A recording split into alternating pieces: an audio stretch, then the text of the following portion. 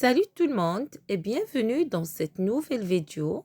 Aujourd'hui, on va aborder les différentes utilisations des quand. Quand, Q-U-A-N-T, quand, Q-U-A-N-T, quand, Q-U apostrophe E-N. J'espère qu'à la fin de cette vidéo, vous n'allez plus les confondre. Commençons tout d'abord avec la première forme. Quand, Q-U-A-N-T est une conjonction. Il peut être remplacé par lorsque, au moment où ou bien pendant que. Cette première forme exprime toujours la notion du temps. Par exemple, quand je déjeune au restaurant, je prends toujours un dessert. Quand je saurai parler français, j'irai à Paris. Il rentrera quand tout le monde sera parti.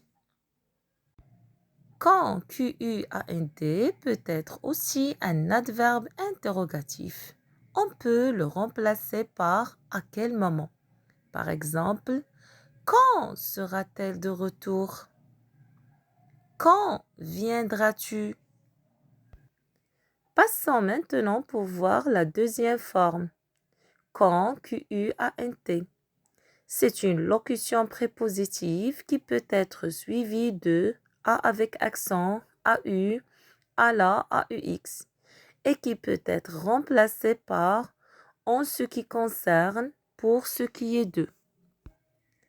Par exemple, quant à vous, vous devriez bien réfléchir avant de décider. J'adore les mathématiques. Quant au sport, ce n'est pas du tout ma matière préférée. Voyons maintenant la troisième forme. Quand, Q-U apostrophe E-N. C'est la forme contractée de que plus E-N. Bien évidemment, que en n'existe pas en français, on ne l'utilise pas.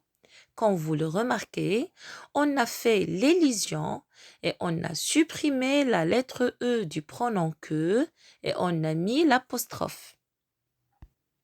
Par exemple, je ne sais pas ce qu'en pense ton père. Autrement dit, je ne sais pas qu'est-ce que pense ton père de cela. Deuxième exemple, as-tu vu mon dessin? Qu'en dis-tu? Autrement dit, as-tu vu mon dessin? Que dis-tu de cela? Donc, comme vous le remarquez, dans les deux phrases, on peut remplacer le pronom que par qu'est-ce que.